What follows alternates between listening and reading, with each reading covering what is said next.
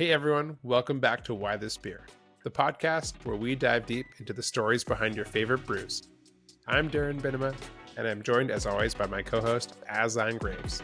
Today, we chat with Thom Riley from Vancouver Island Brewing. Thom has a fascinating background from studying astrophysics in Scotland to working with major breweries like Stanley Brewing and Labatts, before finding his way back into the craft beer scene at Vancouver Island Brewing. We cover his passion for British rock music and how it's inspired some unique song-titled beers, the annual release of the Vancouver Island Brewing Hermannator Ice Bock, the challenges of brewing new styles on an older brewhouse, and his dedication to perfecting their core lineup. And just as an aside, this episode was recorded ahead of time, so we don't discuss Vancouver Island Brewing's recent announcement that they are ceasing operations at their current location as of November and shifting production to Phillips Brewing in Victoria. But we're confident that the transition will go smoothly under Thom's guidance. There's still plenty to enjoy as we take a deep dive into the history and craft of the Islander Lager, one of Vancouver Island Brewing's classic beers. So grab a pint, sit back, and enjoy our chat with Thom Riley. Cheers. All right, everybody. Welcome to Why This Beer. Today we've got Thom Riley, General Manager of Vancouver Island Brewing, and of course, Darren, Hey. Jack of all trades at Neighborhood Brewing. That's right. Yeah, welcome to the show, Thom. Hey, thanks for having me. It's a pleasure to be here. Let's kick it off. GM at VIB, that's a pretty big role. Let's start at the beginning. What was your journey in brewing? Was that in Vancouver or?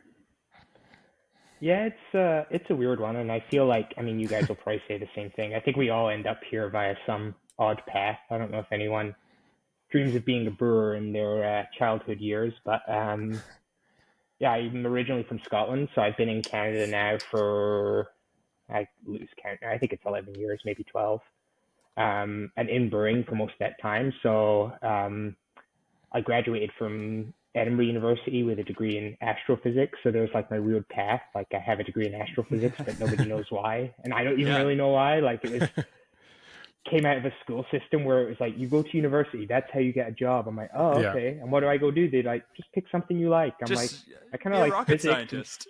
Space seems cool. So I tumbled into that, and I always make the joke, I don't know if my parents like this joke, but I always make the joke that the only thing I learned from my degree is that I didn't want to be an astrophysicist. So that's 4 years of my life well spent. But yeah, I met my my now wife through university. We met in our first year, and kind of towards the end of university, both of us were kind of not really super sure of where we wanted to go in life. And the jobs market in Scotland at the time was kind of slow, and there wasn't a lot going on. So we're like, why don't we just go travel for a year? And started looking into visas and things. So like, hey, you can just go to Canada as a young person for a year and travel and work and do that. So yeah, we signed up for that visa. We came over here, and through university, I'd really gotten into craft beer through, I'm going to say it out loud, I know it's kind of uncouth these days, but I was really like, Brewdog were coming up at the time, and they were massive, and they were expanding, and at the time they had 1, 2, 3 bars, and they were kind of bringing that whole like American craft beer scene to the UK, where like traditionally, like as a young person, like ales were stuffy and just like it wasn't cool to drink old man beer and whatever. And Brewdog were really the ones.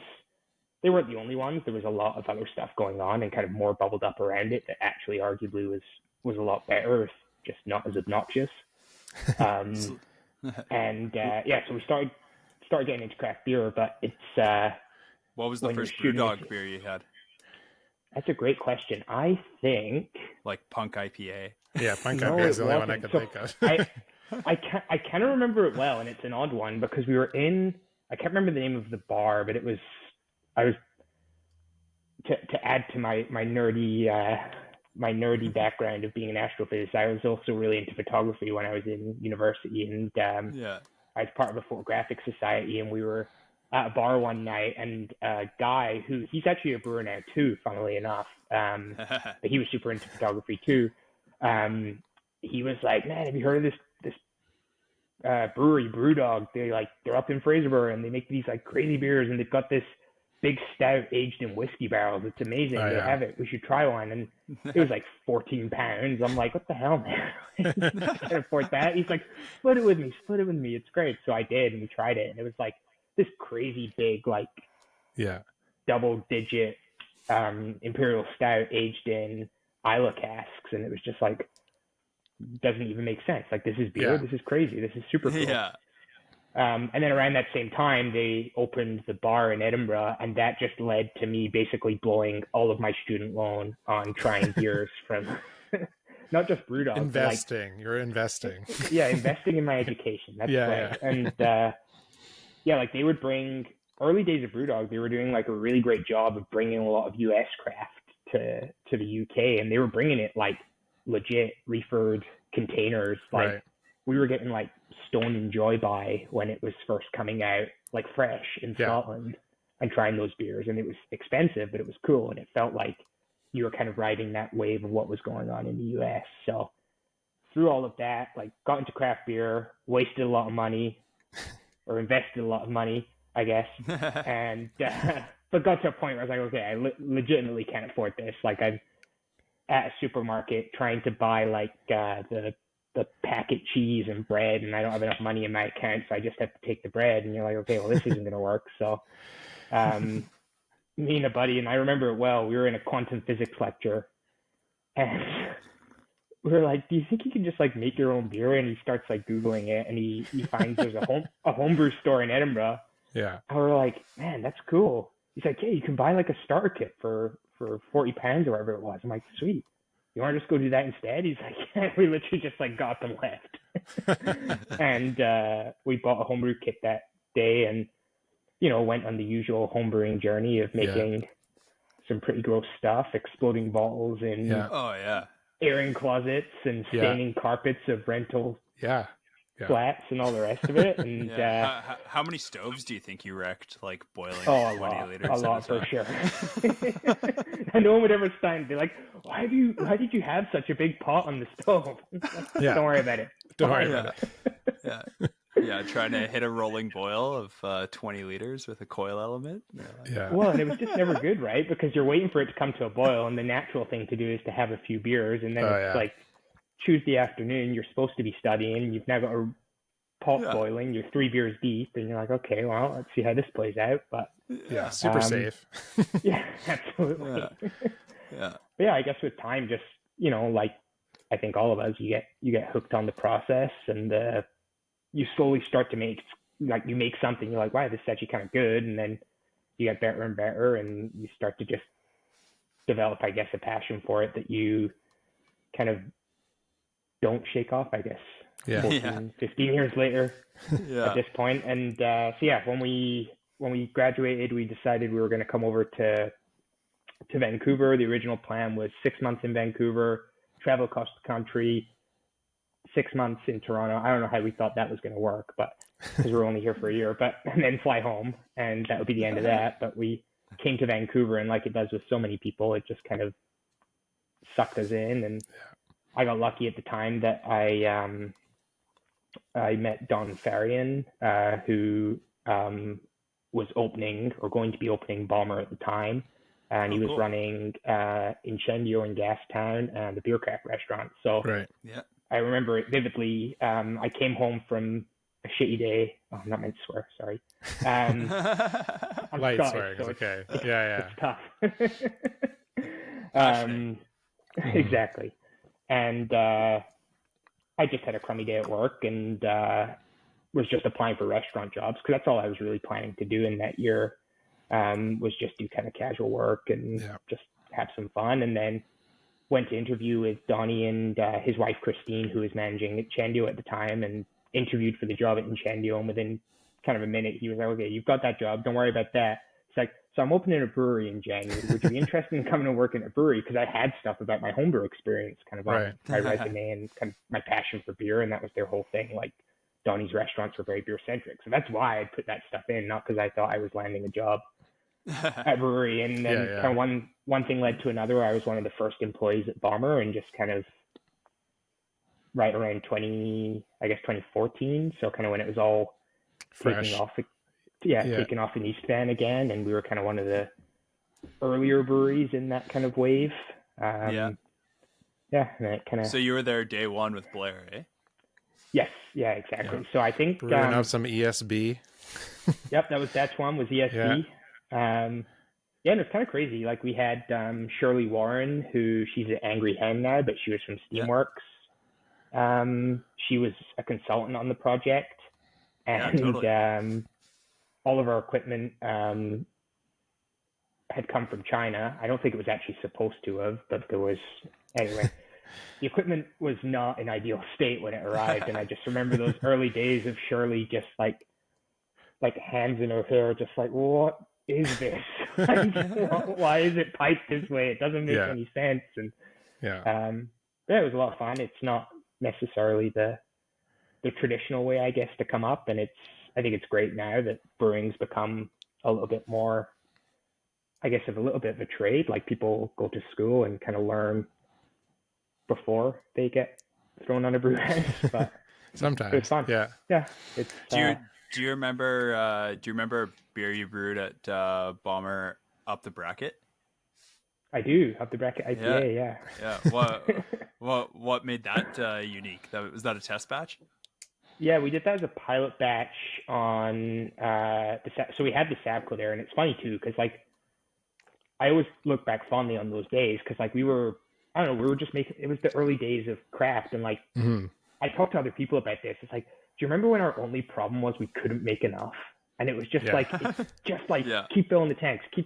We couldn't keep up, and that was the only thing. And you made it and it sold, and you could do one-offs and not worry about it. And maybe I'm just used to being at breweries where our tanks are way too big for that nowadays. But like it was a fun time. Like you put things out and people want to try them. And anyway, Up the Bracket was inspired by one of my favorite bands from the UK. A lot of beer I make is named after bands or songs, and then it's a good thing to grab from. Well, and it's funny too because Stanley Park like weirdly latched on to certain names and like actually released them, and I'm like, you realize you just named a beer shadow play after a Joy Division song? Like, they're like, well, no, we're gonna make this whole story. And I'm like, yeah, okay, fine, whatever. Do what you're going to do. I'm like, in my mind, it will always be named after a Joy Division song. So. There you go. But well, Up the Bracket's an old English term for punch to the throat. So the whole thing was, it was a really big IPA with big bitterness, old school West Coast punch to the throat style beer. Yeah. Big hops. Yeah. Nice. Like how many sea hops? It was all sea hops for sure. Yeah. And I think like we thought it was like mind blowing because it had Simcoe in it. It was like, man, this is cool. pretty wild. Yeah. Heck yeah. So you're a pretty big music guy. Yeah, for sure. You draw inspiration from that. Yeah, definitely. Like I played in bands when I was a kid, and definitely like in another life would have liked to have maybe pursued music in a bigger way, but I don't know. I find again in beer there's lots of musicians that seem to transition into beer for whatever reason. Yeah. When you're crunching it out, like what are you putting on? I listen to a lot of like British indie rock, I'd say. Like shamelessly, like I consistently say there's not really a number that I could put on it and say I wouldn't pay it to go and see Oasis, the original lineup. Play in Manchester. Impossible now, I think. But well, he came out the other day and said he'd be willing to allow them to use a hologram of him, like that ABBA show that just happened. So we're getting close. Like he's at least willing to have his face next to Liam's again. So like the dream's still alive somewhat. Yeah. Blair was saying that you guys used to crush out the Blue Album over crossovers on brews. Yeah, Blue Album, Weezer was our cleanup album, we used to call it. And it's funny, too, because the current head brewer at VIB, we have very different tastes in music. Like, he's really into a lot of kind of metal and Euro metal and stuff like that. Apart from the Blue Album, he just loves the Blue Album, and he plays it all the time at the brewery. So it constantly triggers that memory. I'm like, good times. That's fun. Sweet. Yeah. Yeah, it's fun when you can have like those moments, like you're just like sometimes you need that on your day. Like, okay, let's put this thing on. It'll get everyone going. Like sometimes on Fridays we'll just like put on Venga Boys playlist and it's just like party party beats just to get you through the Yeah. last like hour on the county line or something like that. Just like, okay, For sure. let's get her done. Yeah. Yeah. Yeah. That's great. Got to keep morale high. So after Yeah. Bomber, what was your like next step in your brewing journey? I know you were working at some, like you mentioned, Stanley Park. What kind of got you in the door there, and how did that like Stanley So Park Labatts journey into the yeah, I bigger beer went. world go? I Yeah, guess. I went via Steamworks. Was my interim, and the way that all kind of came about was um, towards the end of my time at Bomber. I started studying for the IBD diploma in brewing because I just kind of wanted to go and do that education piece. So I think towards it would have been. I think I sat my first exam while I was at Bomber, or maybe just after I left Bomber. But when I started studying for that, you start to read about all this stuff, like, bigger breweries, automation, Yeah. 4-vessel brew houses, and all the rest of it. And a buddy texted me, Alex Leckie, who you probably both know, Yeah. Yeah. and was asking me about someone who had applied for a job at Steamworks. And I knew the guy. I can't remember who it was, but he's like, "Oh, do you know this guy? Like, what do you think of him?" And I was like, "Why are you guys hiring?" And he's like, "Why are you interested?" I'm like, "Maybe." Yeah. And anyway, so ended up interviewing with Julia and kind of got given a chance to go over there, and was there for I think just over a year, and it was a really really fun time. Like, it was right around the time they were adding 7 more outdoor tanks. We added another Right. bright tank. They were adding the new can line, so it was just like crazy expansion mode going on around you, and crazy growth going on, and moving from, I think we were doing 3 brews and we moved to 4 a day. So we expanded like the length of the shifts and all the rest of it. And Yeah. to be honest, like I don't know if I was necessarily ready to leave Steamworks when I did. I was still really enjoying it. I loved working with Julia. I loved the team there. It was an exciting environment. But the Stanley Park thing came around. Actually, funnily enough, I was home visiting family, and I was in a Brewdog bar at the time. I actually remember this. And a recruiter reached out on LinkedIn and was like, "We have this role at Stanley Park. Like, would you be interested in interviewing for it?"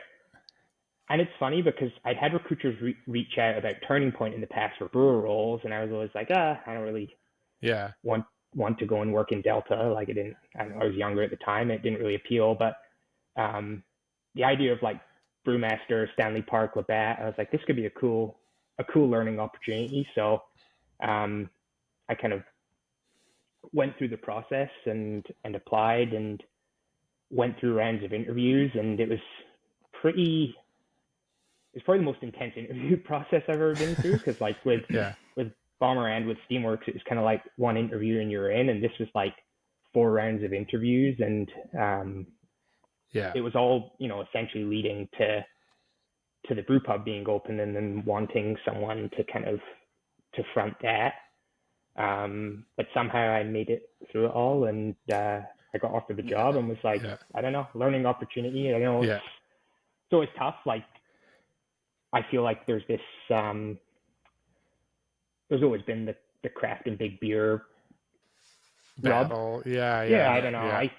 I mean, I find it weird to talk about now as someone who was under that umbrella for 5 years. Like, I don't have any like hatred there or issue there. Yeah. I think people worry too much about what big beer thinks of craft and should spend more time worrying about what they're doing themselves. It's like the old Yeah. adage, just like they don't hate you, they just don't even think about you at all. Yeah, exactly. Like, it's cute. It's cute. It's cute. You think that they care, because I just don't think they. I mean, they care to an extent. Like, they're obviously always Collectively watching. maybe, but a little Yeah, bit. they're watching what's going on, but like at the same time, like they do the thing that they do really well, and we all do the thing that we do really well, and it's kind of. Were you involved in the build out of the brew pub? there, like for the in the latter commissioning the brew house? stages. Yeah, so I commissioned all the equipment. I wasn't unfortunately involved in the design process, and I only say that because it would have been cool to be a part of it, just because it was a neat layout. Like, I don't know if you guys have been in there, but the way they did it is it's like 3 separate cellars that kind of 2 are on one floor and 1 is in the basement, and it's all connected via hard piping. Oh yeah. Oh, crazy. Yeah. It's kind of like super cool. Some European places do that, where they just like separate it all, and it's really makes it all look really clean. Yeah. To work in, which is really nice.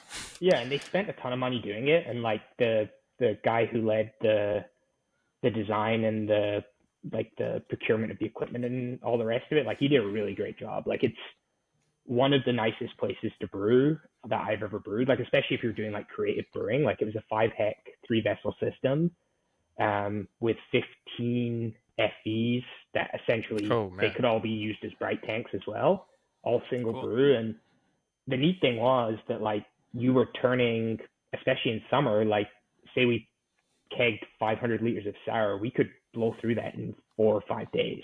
Yeah. So like the opportunity to just like constantly try new stuff and experimenting was really cool. Like it was super neat. Yeah, I was looking at some YouTube videos just like in prep, and saw like some of the videos of the brewery there at Stanley Park. I was like, wow, I didn't realize like it was like fully automated kind of, or at least semi-automated. It looks somewhat automated brew house, which you don't always see at like a 5 hectoliter scale, obviously too, especially around. Yeah, it's funny. I remember talking, right? Like, well, so the guy who did all the design, like, he was used to working in bigger plants and stuff, and I'm like, man, I really went to town on this. Like, I can open valves with my hands. I didn't need it all to be pneumatic controlled from an HMI. He's like, well, it's just safer this way. I'm like, okay, it's fine. True. Which is, I mean, it's cool. It's with those things in place, was it easier? Like, were recipes designed to scale, or was it more just like accessories to make it easier? I mean, scaling's always a funny one. Like, I've done a lot of it, going from that brew house, which was essentially, call it 6-hec cast, up to the 100 hectoliter 5-vessel system that was at Turning Point. Yeah.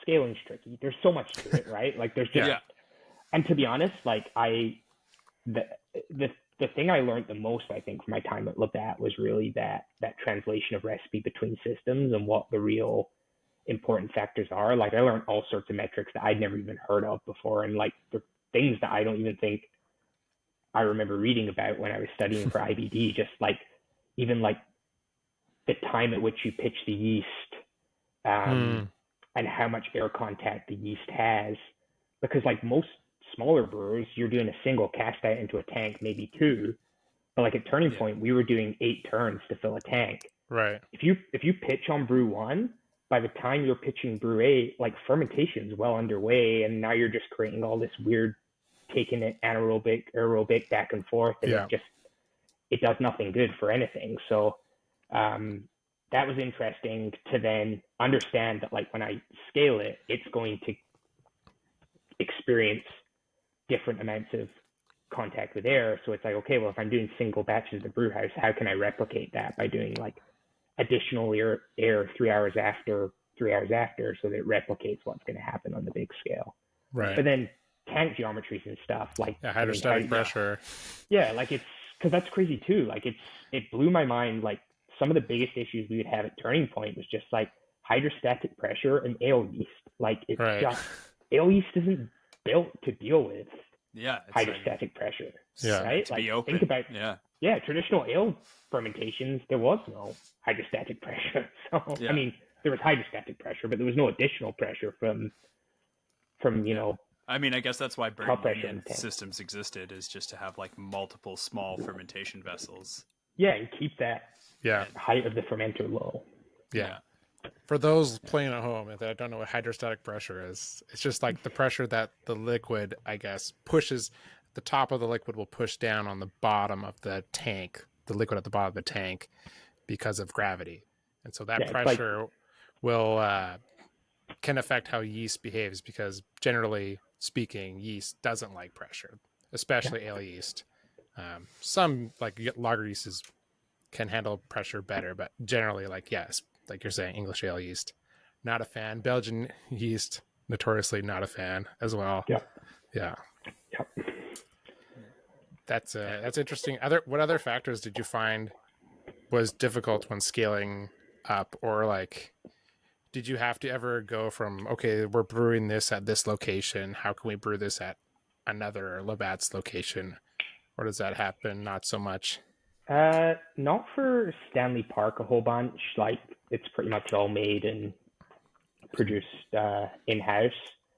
So really, it was mostly just going from the brew pub to the bigger system. And I'm trying to think, like, the other things that would, I mean, boil dynamics is always tough, and then length of whirlpool is another one. Just hot utilization in general is kind of a bit of a mess when you try and compare the two, because like typically on a small scale, if you want to, you can make your cast out happen in 10 minutes or, whatever. But at the bigger brewery, like, it was pretty standard that it was more like 40 minutes.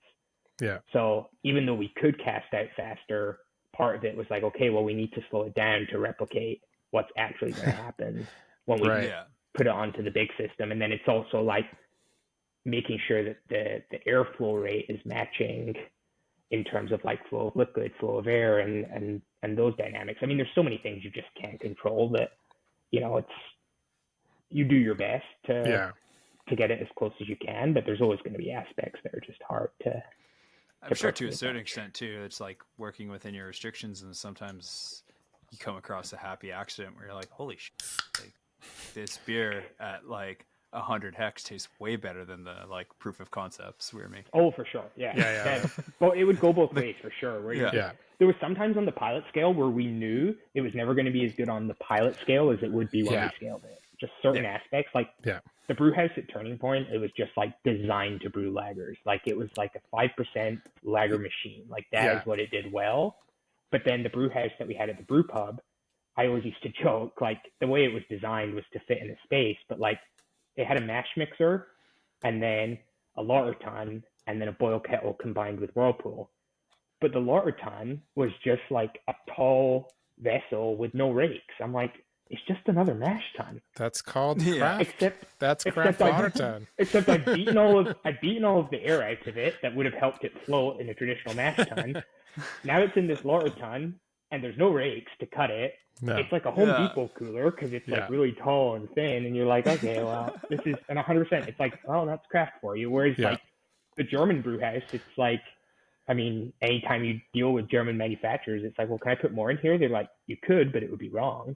Like, you know what I mean? Like, just, can I make 7% in beer? You could try, but you'd be wrong. Okay, well, I'm not buying a whole new brew house, so we got to figure it out. We only made this for Hellas. If you want to make Bock beer, you got to get a different system. You never said you were going to make IPAs when you bought this brew house, so. I haven't met one brew house that's good at making IPAs yet, so. IPAs are tough. They're always going to be low efficiency. So then from Labatts to VIB, is that the next step from one to now a smaller craft brewery?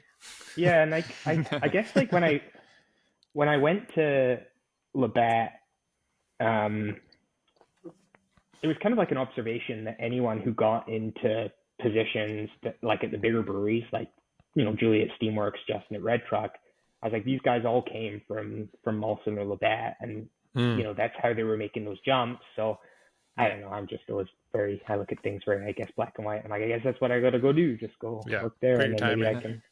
Yeah, exactly. And I mean, honestly, it was an amazing learning experience. And like, truthfully, there's a world in which I would have probably stayed there for the rest of my life. But opportunities come up, and we had our daughter 2.5 years ago, and we've always loved the idea of moving to the island. Like, we're obviously from the UK, and there's a lot of similarities between Victoria and the UK, I think more so than with Vancouver. And we grew up in smaller cities too. Like, I spent most of my life growing up in a small town in the north of Scotland, and then moved to Edinburgh, which is like the big city, but it's 500,000 people. Like, it's not anywhere close to the size of Vancouver. So the longer and longer we were in Vancouver, it just got bigger and bigger, as we all know. The story's been told, but it just got to a point, and then once we had our kid, we were kind of like, it'd be nice to be somewhere smaller. And we looked at all sorts of options, like even options to stay with Labatt and move elsewhere. But this job came up, and I kind of, it was kind of like a do or die moment. It's like, let's go see what the island's like. We've always wanted to live there, and this is an opportunity. And if it doesn't work out, it doesn't work out. But yeah, it's been, you're back to the island in a way. Yeah, exactly. Yeah. It's just a different island. Yeah. Yeah. And with joining VIB, like, you're coming at a pretty cool time. They got it's a 40-year anniversary. Yes, I know you're drinking from the mug there too. So we got our, I don't know if I can show that. Cheers to 40 years. Cheers. Heck yeah. But yeah, that's a pretty huge time to be there. Like, and that's one of the oldest craft breweries. That's mind-boggling old in BC. Let alone the West Coast. When it's crazy too, because we have a lot of long-serving employees. Our quality manager has been with the company for 35 years. So he actually started in the original location. So we used to be in Saanich, I think near Keaton Cross somewhere. And that's where the brewery started. And then basically, I think they moved to the current location kind of like early 90s, something like that. So we've been in the current building for, 24 years or whatever it is. Yeah. And it's another classic German brew house as well, right? Well, yeah. And that's a whole other, like, you want to talk about crazy brew houses. It's like, it's a 120 hect brew house. Like, it's a 3-vessel, 120 hect brew house that they bought used at the time from a brewery that was shutting down in Germany. So the brew house is even older than the brewery is. Like, the brew house is, I don't even know it's pieced together too. And like, if you ever see it, there's like all these controls on the wall, and none of it's real because it's all tied to a PLC now, which is also old. It's like an OG PLC and like definitely outdated. But the crazy thing is, like, at the time, like, I guess they were growing and they were just like, we just wanted to buy like the biggest brew house that we could as a smaller brewery. And like, it didn't really exist. Like, that was small. Like, it was, to get like a proper brew house, you had to kind of make that jump to that size. So the crazy thing is, we have a 3-vessel, 120 hectoliter brew house and all single brew tanks, which I don't think I've ever seen. Like, I don't think I've ever seen a 100 hect brew house plus and all single brew tanks. Like, to me, once you make that jump to 100 hect, you're getting get the outside tanks. Yeah, exactly. You're putting the outside tanks in, exactly. So it's kind of neat that way. Like, it's and then we've got tanks in the building that are from the original sites. We've got tanks that are date stamped, like 1984. Cool. Original tanks from the year the brewery was started. So wow. And so before I take my last sip here, Islander Lager, like, that's, how long has that been brewed? We were talking about this recently because it's one of the longest brand. Yeah, legacy, kind of. Like, we've been brewing it for, I think, about 20 years. So not since the brewery started, but they've had different iterations along the way, and like things that, maybe you guys would know because you've grown up here, but Key Lager, I guess, was one back in the day. That they made. Islander's been around since about 20 years ago, and traditionally, the old school branding was very like, kind of looked like kokanee, like it was kind of playing in that same kind of value space. And as the breweries kind of morphed and changed over time, Islander kind of just always stuck around in the portfolio, not always playing a leading role, and just kind of bubbled up here and there. And then I would say in the last few years, we put kind of a real renewed focus behind both, selling it, but then also like the actual quality of the beer, and kind of leaning into what our brewery can do well. Like, we've done a lot of cool stuff. We've experimented a lot. We had the title series, which, we're not really doing that so much anymore because as much fun as it is, it's hard to sell those volumes. Yeah. when you're making 120 hectoliter batches of a pineapple IPA or something weird, right? And like I think put it in a mix back and keep it fresh. Yeah, and like that's the thing. Yeah. It's like you want it to be good. Like Yeah. you can do these things, but then it's like, okay, well, it takes us 6-7 months to sell it, and it's like, well, that's not a great experience. So Yeah. for anybody. I mean, so this is great. It's got a nice like slight honey sweetness, like malt forward. There's like not too much. That. Yeah, it's Crystal clear. Yeah, and it's cool too. Like it's centrifuge only. We rack it into conditioning tanks, so it's another odd thing. I say odd thing. It's really normal in I guess traditional breweries and even like a lot of the North American like macro lager breweries. But we ferment in cylinder conicals and then we transfer it to dish bottoms for conditioning, and then we blend 2 batches to condition. Right. And I find like tasting it off the fermenter, it's always it gets really clean about day 7. But there's still that kind of little bit of sulfur snap there, and then post transfer you really knock that sulfur edge off, and it's just there enough to be interesting, but not so much so that it's like a. Do you think in the transfer you're scrubbing it in a way, like having that extra transfer? Like I think just the transfer, like just it's so interesting to taste the beer pre and post. Like it always just.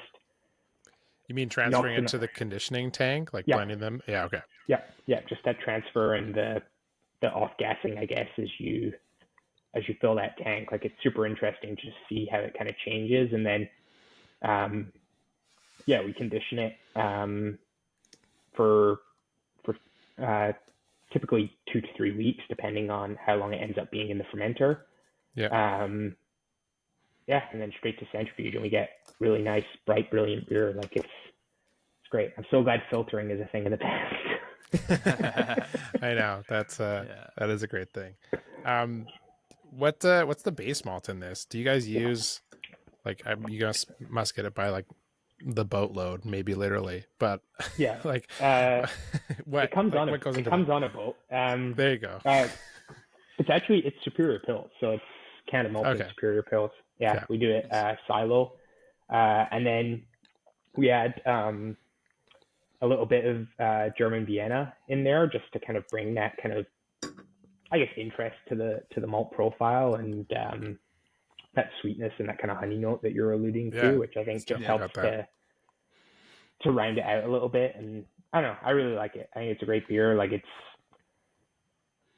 it's got that all malt flavor, which you don't always get from a lot of people when they make beers like this. They go down that route of starting to add corn and rice, which I think can have its place, but like I still really enjoy a 5% beer that is all malt, which is and then in that space getting harder to find.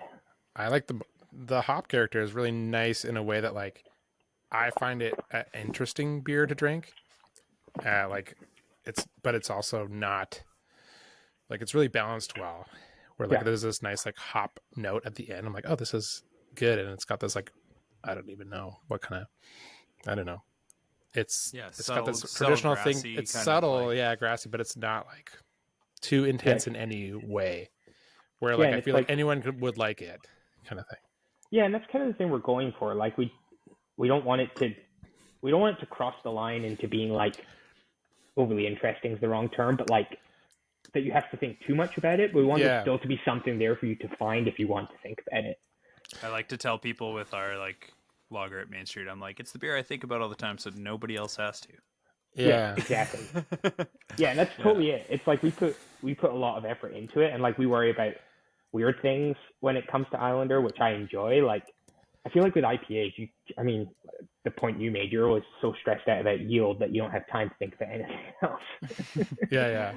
Which is whereas with Islander, we get way more into the minutia of like levels of zinc and levels of oxygen, and because we actually are able to blend Islander, like we have a little bit more control that way, whereas everything else is all single batches. Like we just have way more volume of Islander kicking around the brewery. Like at any one time, we typically have like, especially peak summer, we'll have at least 240 hex in bright tank, and then 2 to 3 conditioning tanks of the same volume behind it, and then the next batch ready to transfer into conditioning. So like we'll have you know, So you can 1,000 plus. fine Yeah, tune little 1,000 plus recipes, hectares. and if it doesn't like completely hit spec, you can Blend out accordingly. and Yeah. exactly. Which is That's I really enjoy it. Yeah. Yeah. How do you track, like, let's say you were looking at your zinc levels.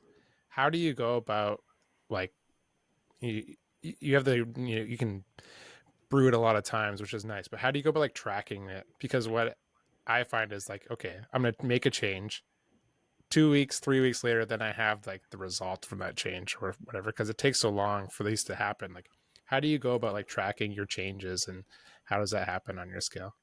Yeah, we actually have, and I'll be transparent. It's nothing to do with me. It's a system they had in place before I came. But our taste panel program is pretty robust in the way that we taste, and we have it like set up to like trigger tasting of beer at certain times throughout its shelf life. And then when we're tasting things, we also have notes of like this batch, like anything that's unique to it, so that we're aware of changes that were made along the way. It's tough. Like I would say it's probably one of the things I miss the most about Stanley Park is like we had a lot more data. Like we had a full quality lab and a lot more lab equipment and capabilities. We also could lean on like the Labatts Tech Center to do additional testing for us, which was super cool because like getting actual zinc and yeast numbers is like mind blowing and like definitely not something that. Yeah, and it's like, I don't know. I sprinkled this much in the cold stream. Well, that's what I have to do, right? You just put your zinc in, and then you go, how did this ferment compared to the last time? It's the same. It's crazy too, because like, I mean, I don't know how nerdy we are allowed to get on this podcast, but like when you actually send away and get numbers, like I've always used like, the water spreadsheets and stuff to figure stuff out. And you're like, man, when you actually send it away and get it tested, nothing sticks around. Like the mash swallows it all up, the trub swallows it all up. Everything just gets most of that stuff doesn't actually make it to fermenter, and you actually have to add way more than most books recommend when it comes to things like calcium and zinc, and two, way more than that again because most of it just gets trapped and doesn't even make it to the fermenter. So like really with zinc, the best way to add it, if you can, is to add it in line en route to the fermenter, but it's obviously tough to do that in a sanitary way. Yeah, I was just going through this whole thing where, because last year we started adding zinc in line to fermenter, but we just added raw crystals. And then I was like, doing some more reading. I'm like, everyone suggests obviously doing a solution that's been pasteurized. And then all of the information I was getting is like contradictory of the other on how to figure out what ppm and like what is appropriate for each. And eventually I was just, after asking a couple different people, they're just like, if what you're doing seems to be working, probably just stick with that. Okay. There's always like what's in the book and then what's actually like doable too on your scale and like what's possible. And balancing that is always the tough part. It's like, yes, it's best to do it this way, but on a production scale with multiple people doing it, maybe it's better we just throw it in the kettle. Let some of it be lost to the trube. That's fine. But like it'll not expensive. Some of it will make it through kind of thing. Yeah, for sure. Yeah. It's fun. How is this? How's the Islander lager changed over time, or has it stayed fairly true, or can that not be divulged? Oh, it can be divulged. I mean, at the end of the day, I mean, I guess I'm going to throw the question back on you for a second, or both of you, I guess. Like, where do you land on like recipes? Like, do you think they should stay the same, or do you think they should evolve? They should definitely evolve, in my opinion, because my opinion is that people's taste palates evolve over time, and your consumer is evolving. Like they're changing every year because I'm changing every year. So is everyone else.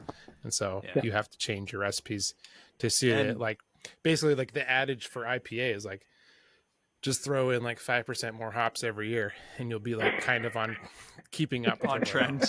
Like hop inflation. Yeah, there's like that's basically it.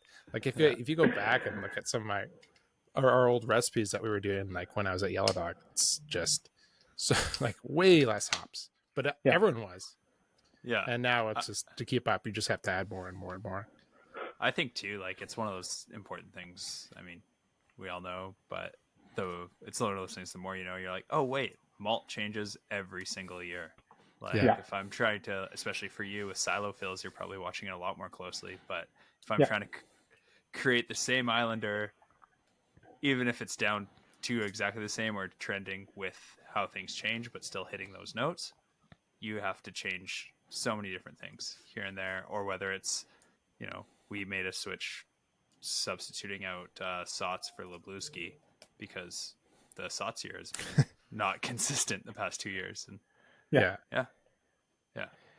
So all this to say, we change things all the time. I mean, not that often, but like, I mean, Islanders evolved over the years for sure, and like, I've always been a believer in like you have to adapt things to help them stay relevant, and I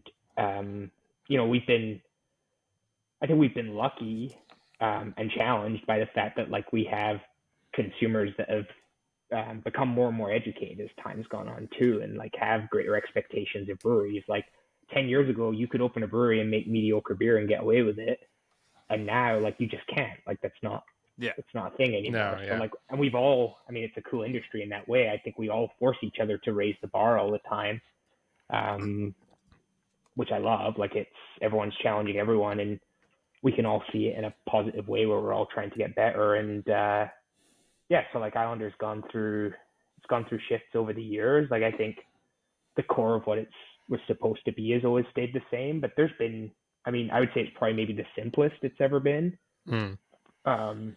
which I like. I always start from nothing and then only add if I have to. That's like my philosophy to brewing, and I am notorious for constantly asking why things are in recipes and do they have to be there.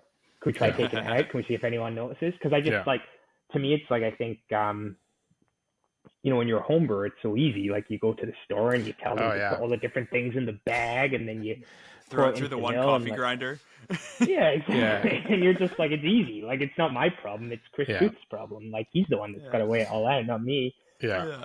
And then once you become professional, like it's not even just about you. It's also like you're, managing a team and, consolidating orders and you're cranking through 8 brews, and for my time at Turning Point, you're cranking through 8 brews in a day, and like every time I make the decision to add a specialty malt, that's one extra bag that a guy's got to dump into the mill versus what could have come from a silo. And like my mind was always like, I should justify that. Like if it's worth it, then it should be there and it's worth the effort. But if it's not doing anything, then why are we doing it? So I always challenge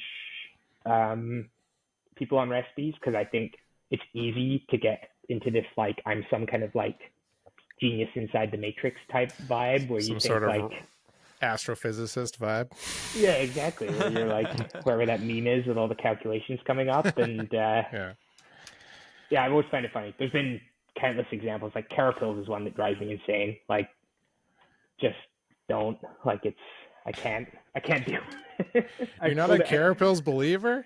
No. Unbelievable. That's it. I could tell you Stop the pod. I could tell you countless beers I pulled it out of and no one has noticed. But the head retention. Yeah. You're rocking my world.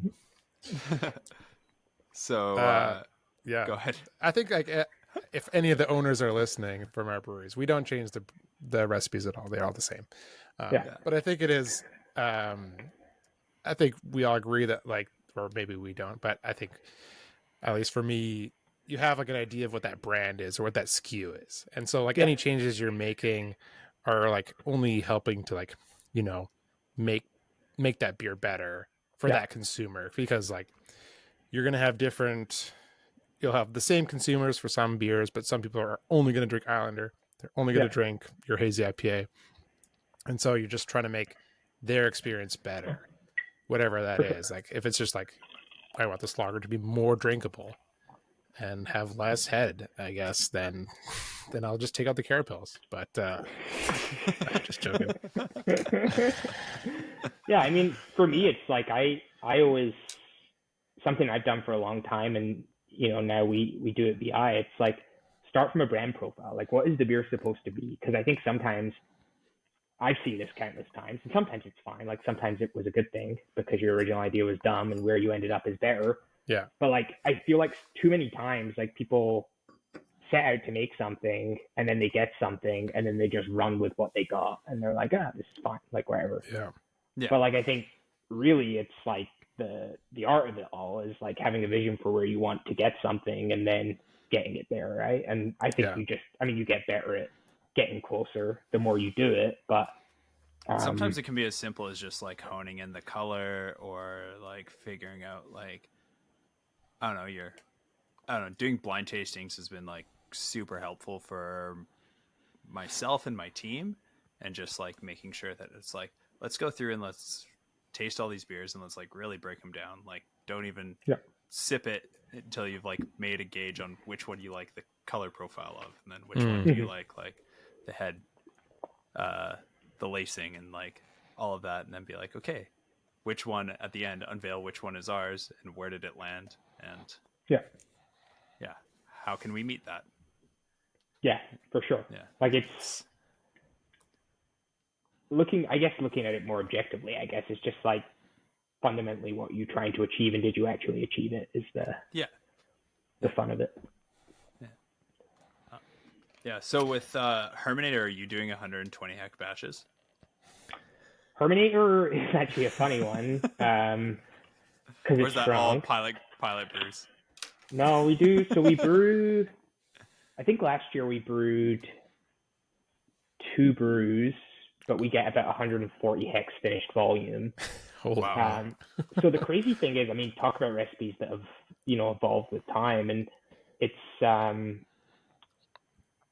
it stayed true to what it is, but like one of the cool evolutions, I guess, of that beer is, and I think they might have even been doing it before it became cool, but it's actually double mashed, which I thought was pretty sweet. That they actually they don't double mash in the sense that they collect the first runnings and mash them with those.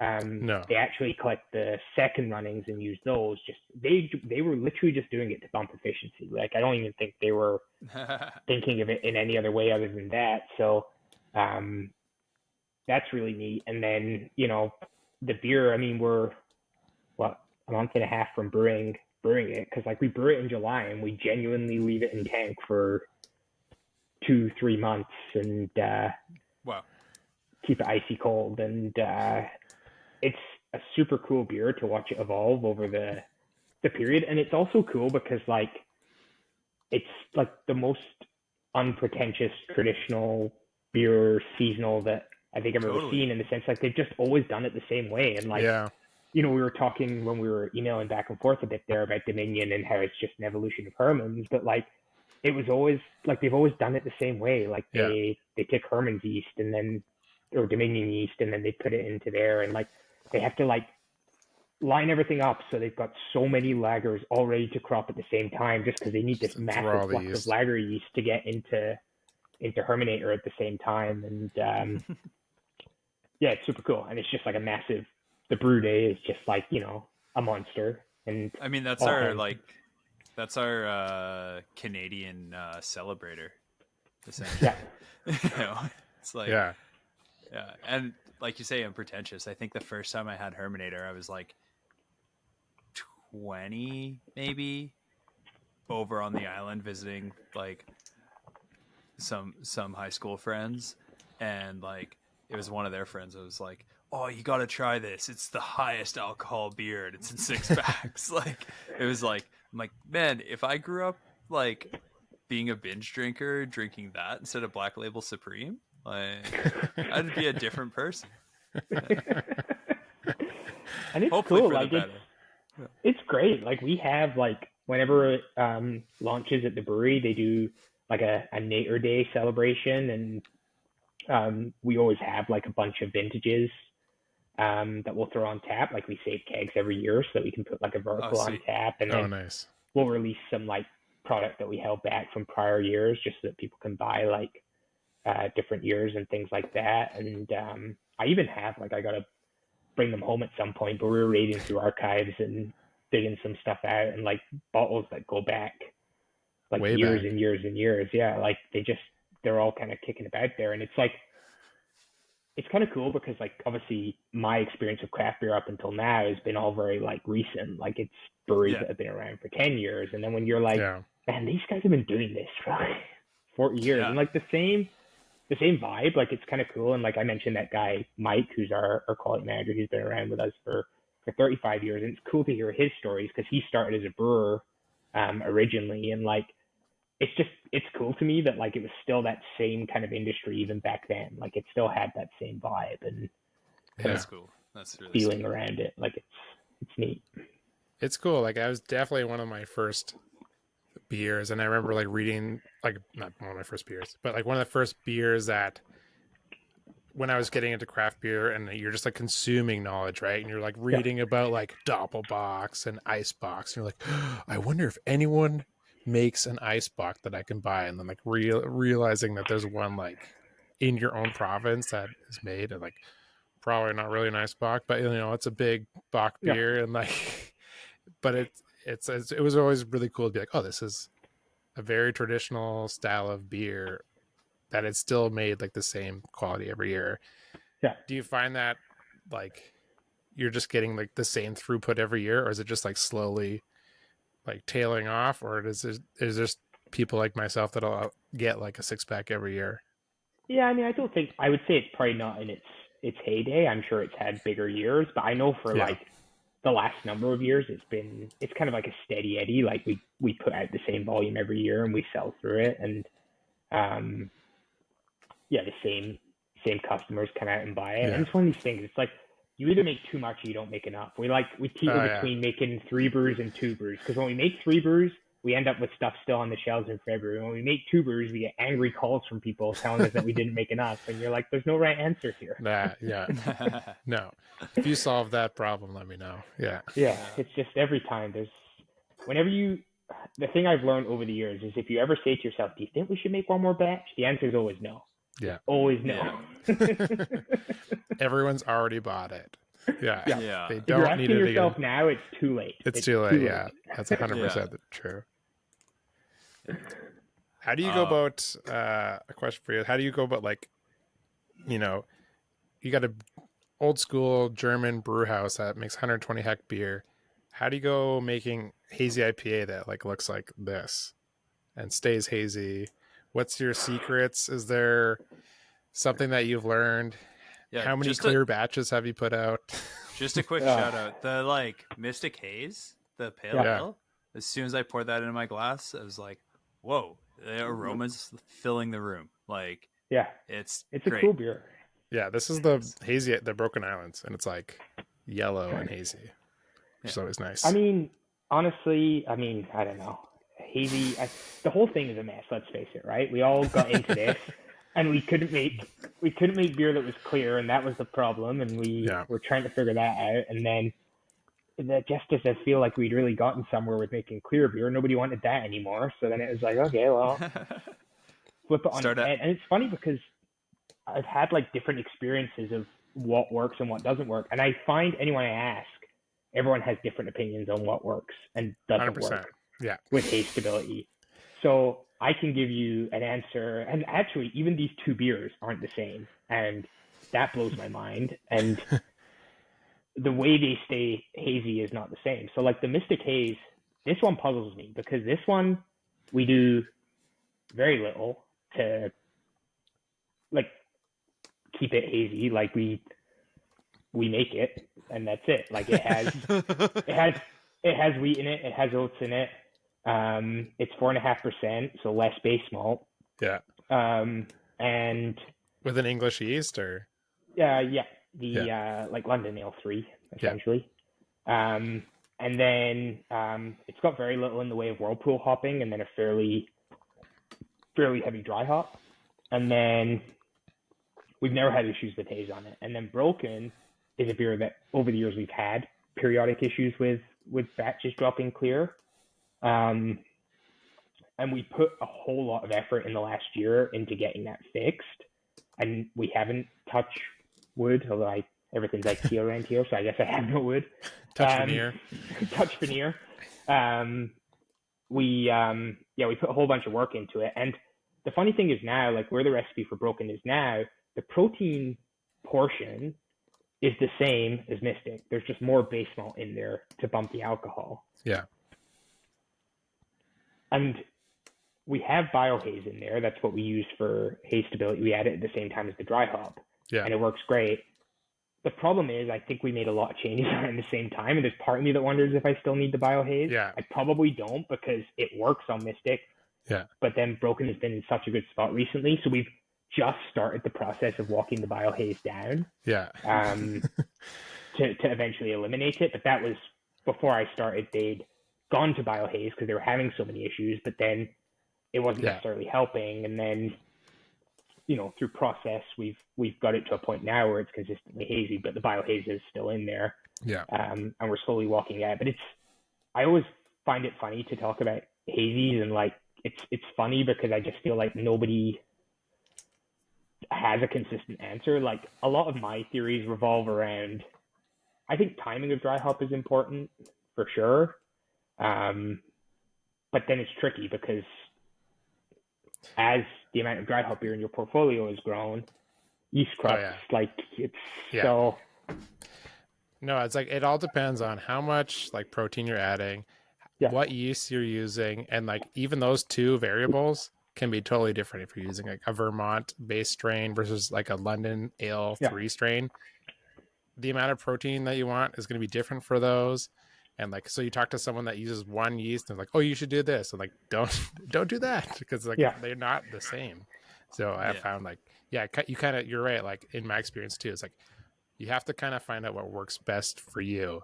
Yeah. And that's basically it, because nothing really translates. There's too many variables of water, like minerals, protein. What kind of protein are they? Like big proteins or small like peptide proteins? Like, well, and you want to, we were talking about scaling earlier. Scaling hazy IPAs is actually some of the hardest things we dealt with at Stanley Park, because our big brew house had a wet mill, which wet mills had a whole other dynamic, because the minute the grain gets crushed, it's basically mashing because it's already at mash conversion temperature and it's hydrated. And then it takes you 40 minutes to mill. So at that point, it's basically converted. So start running off. Yeah. And then like, because you're mixing it the whole time, like you're degrading proteins, and you're like, the whole dynamic of that brew house is just so different to what we were doing at the brew pub. Would it be so like high pressure steam with the calandria as well? Yeah, exactly. Was that changes at all? Yeah. Yeah. So like, it was just, you were dealing with such, to your point, like there's so many like little nuances in there of like what works with different strains and different methods and all the rest of it. So it was like, we found a method that worked great at the brew pub and was stable, but the minute we scaled it was like, it didn't work at all. Yeah. And it was like, okay, now we gotta go back to the start a little bit, which is hard to go back juicy to the West start. Coast. Yeah, well, and then it's hard to go back to the start when you're doing 100 hect batches, and like it's a new brand, because you don't necessarily have the frequency there to keep going. And I feel like it's an interesting one. We're in a good spot stability wise now, and we centrifuge, which I like. Like there's several things I call truth machines, and centrifuges are one of them. It's like, at the end of the day, if it drops clear in your centrifuge, it was going to happen eventually anyway. Yeah. So we're lucky that we centrifuge and have a good idea of haze stability kind of early on in that sense. And if it's going to drop clear, I'd rather it happened on my watch than in someone's can, and then they're getting slugs and all the rest of it. So no, centrifuging hazies is, in my experience, the best. Because you can just it takes all the harshness out. Everyone's like, oh, you know how like a good hazy IPA should taste better after a week? It's like, well, if you centrifuge, it tastes great. Yeah, right gets rid of that hot burn right away. The hot burn is like, it's all there. It's all tied to yeast. It's like, if you've ever like drank yeast before, like, or had like tasted yeast, it's extremely bitter. Yeah, That's what it is. Isoalpha acids love to cling to it. Yeah, so it's like you just zip that out, and it's like fantastic. Yeah, forbidden ice cream. Yeah. So what are the hops you're using in Mystic Haze? Because it's got like this nice stone fruit, like yeah. So it's a sweet blend. wood. It's kind of like that Neo Mexicana vibe, I guess. So it's got Comet, Eldorado, and Talus. Okay. Nice. So Comet's a hop I haven't used, but that's seems on the up and up as far as underappreciated hops. I love Comet. I've loved it for a long time. That was one of mine and Blair's first shared loves was Comet. Is it the astrophysicist in you, or? I guess so. Right. Blair, I don't know if you remember it, but when we were early days of Bomber, we had a beer called Absolute Horizon, and it was all of the space-themed hops. So it had like Comet, Apollo, Galaxy. Eclipse probably wasn't out then, but no, it wasn't. Perfect. Yeah, Eclipse wouldn't have been out then, but yeah, that would have been ideal. That would have got added into the mix for sure. And then it was the we want to get sued label, so they'd put like a bunch of things that were definitely copyrighted on it. Like there was a TARDIS on there, and like Star Wars references and all the rest of it. And we never did get sued. The time we got sued was when we did a beer called Eastbound Smash, or we didn't get sued, we got cease and desist, and we had a hop bursting through the label, kind of like the Kool-Aid guy. Oh, they told us to stop. They weren't happy, but they're on TARDISes on labels, that's fine. They're happy for the exposure in Canada. Yeah, exactly. Like, we could use some more viewership. Breaking into new markets. Yeah. For the Comet, are you using like BC Comet or like Comet from the States? Because I know you can get some good Comet here too. There is good Comet here for sure. I think, we're still on US Comet because we have a contract. Yeah. But yeah, I wouldn't be against using BC Comet. I've definitely had some really nice BC Comet. Yeah. And I think it's one of those hops that works well here, I think. I don't know why, but I've had some good samples. It's a public variety, so anyone can grow it, so it's easy to get a hold of. Yeah. With in winding down, I guess, like what excites you about the BC brewing industry these days? And like, where do you think we as an industry can improve? I don't know. Everyone throws around that word maturity a lot right now in craft beer. I think we're evolving. The thing I've always loved, like I actually sit on the BC Craft Brewers Guild now, and through that get to hear a lot of stories and see a lot of what's going on. And like, I think the resilience of this industry is great. Like, I think it's cool to me that like a lot of the people I met 10 years ago are still in it now and still passionate. And I think like, even though we're going through a challenging time as an industry, like I think ultimately, like, because we have this core central, like, we want to make a good product and we want to make great beer, like I feel like we're riding it as best you can in that situation, because the passion's still there. And I think it's been great to see the resilience of the industry, considering everything that's happened in the last 4 years. Like, it's just been one thing after another that was just hammering us and making it very difficult to get product out there. So I think the resilience excites me, and I'm excited to see how the market changes and where it goes. Like, I think the way it was in the past, where I feel like the market was very much led by new and interesting all the time, I think has kind of waned a little bit from my perspective. I don't know if that's the same at smaller scale, but I'm definitely seeing like people are gravitating more towards cores and kind of beers they can rely on, which I think for us as brewers, I actually find it more exciting. Like, I used to love brewing 20 batches back to back of something I worked on over brewing 20 different new things, because 20 different new things, totally. I never learned anything. I'm like, that's cool. And every time you're like, I could have done it better. So then when you're like, actually, no, and that's like when I said with the brew pub batches earlier, like when we were developing recipes there through the peak of summer, it was great because you could iterate on something like 12, 15 times and then really take it in one direction, take it in another direction, find where it wanted to be. And I think the cool thing is, like, as the industry moves towards more of that, I think all of our cores are going to become a lot better beers and tastier beers. And I think overall the quality bar is going to rise, because it's really hard to get good at something when you're throwing darts all over the place. Whereas when you really start to hone in on one thing and truly understand how to make certain beers, like I think overall it will be elevated. It's cool. Totally. Yeah. It's really nice to like hone in a recipe and like, you get to a point where you're like, man, this is exactly where I want it. And, maybe it's taken 20, 30, 40 times, but like, yeah. And you can just order a pint and enjoy it. Like, that's a novel concept. Yeah. And not just be like, Yeah. Should I try this out? You brought up earlier, like in 2014, 2015, you could just like kind of fart out anything. People are going to go for it. And now it's like, that's not the case anymore. No. Like, people have to be interested on the menu. They have to be already interested at that point. So it's like, you have to be able to deliver what that beer is like promising on the menu. And then when you can do that, I think that's exciting. Like, that's for me, like, oh, if I put out a new beer, it's always like, okay, how does it go well? And I talk to the front of house, like, how is this going over?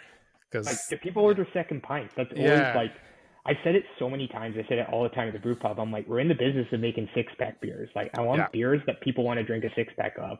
I'm like, and we actually had like, we had fancy flow meters on the tap, so you could actually see data, and it would tell you like how much beer was being poured as flights, how much was being poured as pints, sleeves, and all the rest of it. And I would always watch it, and I'd be like, oh, that beer is just a flight beer, and that's great. Yeah. Like, I mean, it serves a purpose in a brew pub environment, but that's not a beer that you should put into market, because it's just it's the kind of thing people are going to drink it and be like, oh, that's cool, and never touch it again. And like, I don't want that. Like, that's not really. Yeah. It's never really been what I'm about as a brewer. I like making, I mean, I guess maybe it's a little bit my background of coming from the UK, where it's all about session beers and beers that you can, drink 3 or 4 of. And like, Mystic's a great example of that, where it's like 4.5%. It's not overly bitter. It's got good flavor to it. Like, it's a great session beer. It's a great 6-pack beer. Yeah. In our case, 8-pack beer now. So it's definitely kind of I would say my prerogative is kind of that direction. Yeah. Yeah. When are you going to come out with the Canadian suitcase of it? That's 24. That's a 24 pack. Yeah. I'm laughing because we talk about it all the time. It's like, man, when is the BC market going to be ready for 2-4s? Because it's crazy. Like, our sister brewery is Muskoka, and you go out there, and like 2-4s in Ontario are like the most normal thing ever. They do 2-4s with 473 ml cans. Yeah, they're like $80.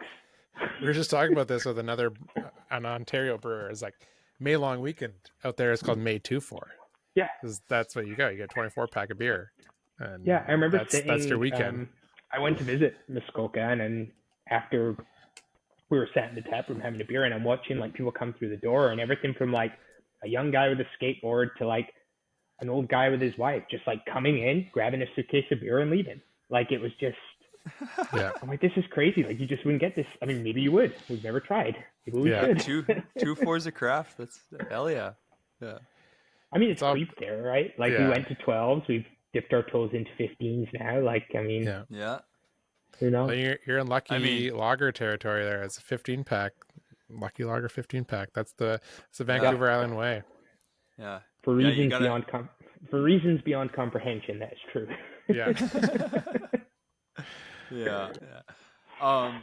For anybody new who's trying to get into the industry, do you got any words of wisdom for them? I mean, go interview at Incendio. I don't know. I mean, I always feel like I'm a bad example probably of how to do it right. I don't know. I think like, I mean, I've really enjoyed how the industry has changed with time, and as someone who did eventually go and do my brewing education, not that I think it's essential. Like, I think there's lots of ways to skin a cat, but like, I think really it's like, you've got to immerse yourself in it. You've got to, I think the bar is so high now that like, you really have to level up your knowledge and be that through your own study and reading. Like, the thing we're lucky, I mean, there's so many great brewing books and textbooks and literature, like through the MBA, and even like going to do the IBD diploma, for example, is not that expensive in the grand scheme of of education, but I think like I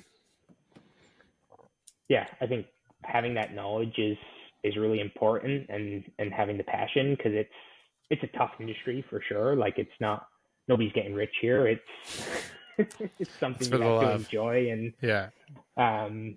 but then at the same time, like monetarily you might not be getting rich, but at the same time, like the people in the industry is like so unique compared to any other industry. Like I can't imagine people that work at toilet paper factories have the same camaraderie. Like I could be wrong, but I'm pretty sure. Subscribe to that podcast? No, I don't. Well, it's funny though, because like, so I mean, where I used to live in New West, and obviously there's the Kruger plant there, and I knew someone. I curled with a lady who used to be in the finance department at the Kruger factory, and I jokingly said one time, I'm like, well, in beer, like we get a lot of free beer. Did you get free toilet paper? She's like, yeah, every long weekend we would get to pull our cars around back, and they load you up with toilet paper. And I'm like, oh, that's great. So then I think, hilarious. Like, I mean, I guess my general career advice is think about what you consume most of, and then try and get a job in that industry, because they probably give it to you for free. Yeah. That's good. I like that advice. Yeah, that's hilarious. One of the books I brought back from Scotland when I was traveling there was The Illustrated History of Curling, actually, because I figured it'd be great to have a history of curling that's outside of Canada. It's a fun sport, and then it's always funny because I never curled in Scotland. I started curling here. I actually got into curling because of brewing. Like it was the Brewers Bonspiel at Persephone was the first time I curled, and then kind of just got into it through that. So, but a lot of the people I curled with could not understand the concept that I'd never curled when I came from Scotland. I'm like, it's really not that big a deal in Scotland. Like, it's not like here where like every small town in Canada has a curling rink. Like it's so normal here. Whereas I looked it up because I was being ridiculed one night. I'm like, the closest curling rink to where I grew up was 4 hours away. So like, of course I didn't curl. No. Oh yeah, it's like the more remote of a place you have, the more likely it is to have a curling rink in Canada. It's like for sure. Yeah, I started curling this year, and all the most of the people that we are curling with in our league are at least 35 years older than me, and are from somewhere in Saskatchewan or Alberta, just like small town, or Manitoba. They're like, yeah, we've been curling here for my entire life. It's like, I believe it. You're very good. It's great. It's fun. Have you guys listened to Broomgate? No. So podcast I heard about on CBC about a new broom that swept the nation. Wow. I only curl for the beer, so that's basically it. Yeah, I curl in the winter and I golf in the summer because they're both great drinking sports. So yeah, there you go. Yeah. I guess that kind of leads us into our next question, which is what takes you up your time outside of brewing? Most recently, having a child, that definitely will take huge chunks of your time. Which is great. And then actually like the last year and a half, I really got into running, which I feel like is this like classic brewer thing. Like, I don't know, you get old as a brewer and then you just take up running because it feels like a thing you should do. It hasn't happened yet. Yeah, I'm still off of that, but I see. Take your word for it. I see other people for sure. But yeah, I started running. It's hard on your joints. It is hard on your joints. Yeah, I don't know. A year and a half ago, I decided, do you know actually what did it to me is I went home in October of like the year, our daughter was born in December, and we went home for a month in the October. I took pat leave and we went home and saw family and all the rest of it. And my parents have gotten really into running, and they're both in their, I guess they're in their 60s. Like early 60s. And they were like, you should come for a run. And I'm like, I haven't ran in years. Like, just come. And so I went, and then like my dad is doing rings around me. I'm like, this is not good. Like, he's 30 years older than me, and look at him go. Like, this is embarrassing. So then I think like just my competitive nature initially was just like, I can't not be faster than my dad. That's not good. Yeah. And then I ended up getting really into it, and I actually just ran my first marathon in Vancouver like a month ago or whenever that was. So congrats. Yeah, it's a lot of fun. Nice.